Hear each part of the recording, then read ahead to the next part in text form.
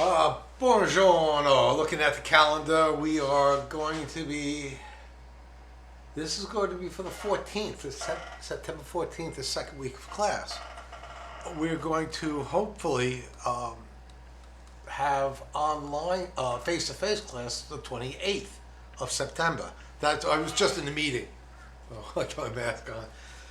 I was just in the meeting. We're trying to figure out with what to do with the classes about when we meet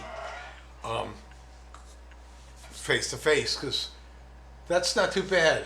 If we can meet the 28th, that'll be really good, because we got the Chuseok is the 21st. So yeah, we do have a lot of information to go over, and instead of using the class time for writing down the notes, we can do it online. So blending classes is actually a pretty good thing. That's worked out quite well in the past. It worked out really well with the wine sommelier class. We studied a country, drank the wine. Studied the country, drank the wine. So, okay, good. So the following videos that are going to be posted today are going to be note-taking. Things about pasta, a little about history, about Roman food, which is really interesting. You probably don't think, when you think Italian food, what do you think of? Pasta, spaghetti, tomato sauce. But tomatoes come from the New World. Pasta apparently has its origins in, spaghetti noodles have their origins in Asia. The idea of mixing flour and water is pretty much, everybody did that. And the idea of making a long, skinny noodle is an Asian thing. So Italian cooking is very much fusion. Now this course, let me print one up. This course, we're going to be doing a lot of production. Production means that we're going to do like lasagna, tortellinis, raviolis.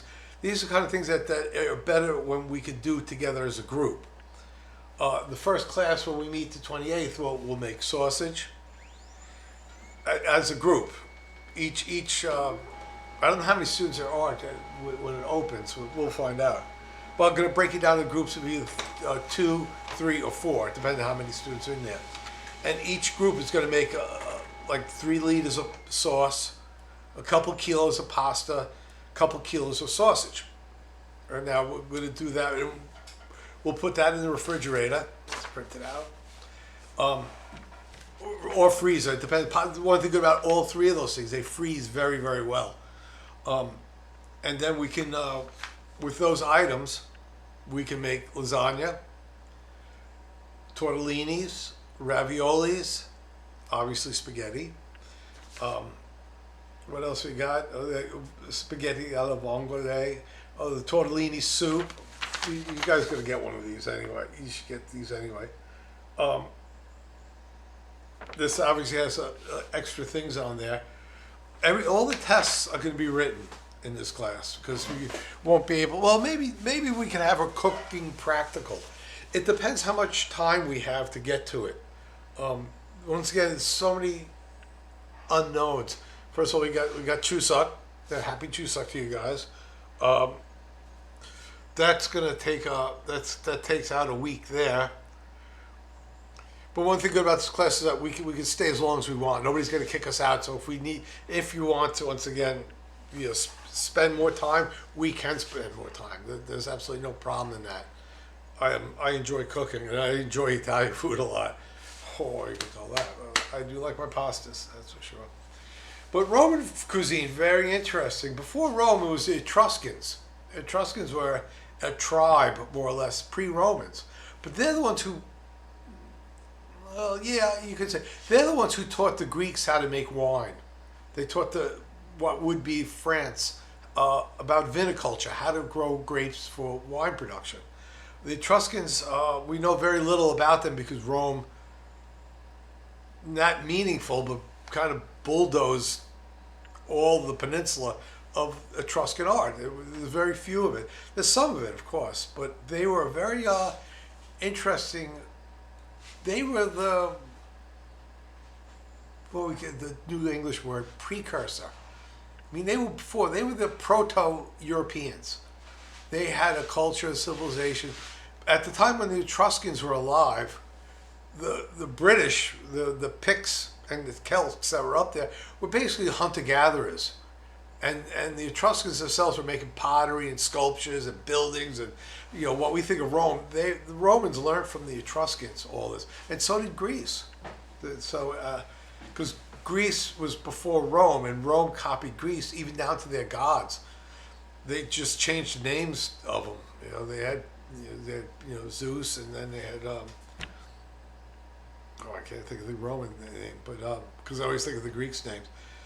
They had the same pantheon of gods and same idea of classical structure. And if you think about it, if you look at especially Western architecture, or if you look at Doksugun in Korea, up in Seoul, that palace is built in a Romanesque style. Romanesque style means huge columns, large marble sculptures, fountains, and things like that. So it's even carried over into Asia, the whole idea of the Roman Etruscan art forms, or Greek. My lunch. We've been very busy. Schools have been very busy trying to get everything ready. We don't know. That's the whole thing. We hurry up and wait. We don't know when things are going to happen. Especially with the cooking classes, I tell you. I can't wait. I had 2 shots. So I'm ready for face-to-face classes, that's for sure. If you guys this is Italy 2. I had Italy 1. I don't know if you were in that one, but hopefully you had the basic Western class before we get into this. We do make some chicken stock. So that's one will carry over. Not too much else. Everything else is kind of new in the idea of we haven't done together. That's for sure. There was something I was going to say. Oh, about Roman food. They had a thing called garum or litharium. Garum was a fish sauce made from fish, salt, some seasonings, fish, salt, fermented and pressed. Very, very much like mochijut. And they used to eat lots of that. That was used a lot in Roman cooking. Because Rome didn't have tomatoes. Rome didn't have pasta as we knew it today. They had breads, and they had, I keep getting messages. I just told them I can't go on. I'm sure they did a thing like sujebi. I'm sure they mixed flour and water and threw it into water. I can't imagine you not doing that. But they didn't have tomatoes. And if you think about tomatoes as Italian food today is such a prime ingredient in cooking. And when you think tomato sauce, we always think about Italian-style tomato sauce. Italian-style tomato sauce, basil, oregano, generally kind of chunky, not pureed very smooth. We will make a fairly smooth sauce because we're going to make many liters of sauce and we use it for different items. And that's once again I talk about a production class where Italian food is perfect for banquets and catering, which is going to be a class apparently. I've asked them about that. That we should do like a banquets and catering type of class where you learn production, how to make a lot of the same thing all the time. And that's an important skill. School, the one plate, one student type of thing is not very useful as a chef because you never do that in industry. You make 40 plates all the same. You got to do them fast, clean, and get them out there. That's why a lot of times I see you guys, especially the food show. Oh, I got a food show. Here's a plate I spent 6 hours making. Yeah, they're beautiful, but you know what? Nobody's going to pay you for that. They're going to pay you for production, to produce food, good food, safe food, and to get it out of the kitchen to the customer as fast as possible. That's what you're going to get paid for. Because I told you, chef's number one job is to make money. You got to make money, and the only way you make money is to work smart. Not work hard. Work smart. My father used to say, any idiot can work. Any idiot can work. And that's true. It's easy to work hard. It's hard to work smart. And this class does cover a lot of that kind of mise en place, step A, step B, step C. You'll see with the pasta sauce and sausage, we can make almost 6 items with the same items in just different arrangements, different usage of it. And that's once again working smart. Italian food freezes really well, which is very important in production. If you have lasagna on your menu, you can't make that every day. It's too much labor. But you can make it and freeze it, and that's it. And it's very microwavable, which is not the best way. But if you're not an Italian restaurant, but you're offering Italian food, well, sometimes that's what you have to do, because we do a lot of baked pastas. In Korea, you get like spaghetti gratin, that's a baked pasta. We generally don't bake spaghetti. Usually like ziti, the little tubes cut off on the angles, soyadel, the curly stuff. Generally, those will do. We don't usually long spaghetti. We generally don't bake. You can, obviously, they do. You go to a lot of places here, they will have baked spaghetti. Nothing wrong with it, really. But tortellinis are like little mandus. We make a very small, very nice soup garnish. Really, really nice soup garnish. Well, that's a good big thing. Raviolis, I think you're pretty familiar with. Large, pillow-shaped stuffed pasta. Once again, Italian type of mandu. Avoid folding them over. In class, a lot of guys say, start making it look like mandu. Your restaurant, your job. Do it as whatever the chef wants. But there's certain shapes. Usually square is cheese, round is meat.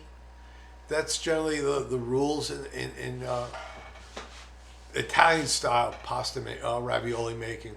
But I've done triangles. We've done colored pastas and things like that.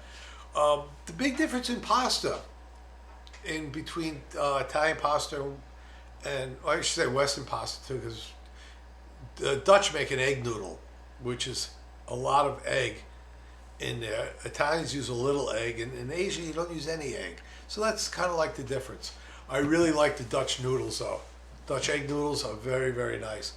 They're very yellow from the egg yolks that they use in there. So it's very, very rich, very, very filling. Notebooks, once again, going to be important, especially after these videos. These videos are going to have a lot of notes in them. And I'd rather do that online. Do that online, take the notes, so when we get into the class, we can go rather quickly. And once again, we're going to be missing at least one holiday. Lecture, that's fine. Lecture's fine. We need a lecture day, so that's fine. I guess I'll take care of that later. That's my day. My day has been falling apart, so it's okay. We'll get everything done. So, if you have any questions, once again, we're gonna, as far as I know, we're gonna be meeting. I can't even lay all that up. All right. It's the 28th. If you're in French cooking, we should be meeting the 27th. This is where I'm going to be ordering food for these classes. I have to do that before the holidays, obviously. So, hopefully that this will happen. I don't know. Nobody knows. But this will be a lecture class. This will be a lecture week. Have the time off. By the time you see this, you should be here. Enjoy Chuseok very well, and I'll see you then. Because we got to get in the kitchen. We have to get in the kitchen. I really don't think it's just no fun. No fun doing talking about food. It's fun cooking food and eating food. Thank you for your patience, and I hope you guys, everybody's healthy and safe. And I'll see you then. Okay? Bye bye.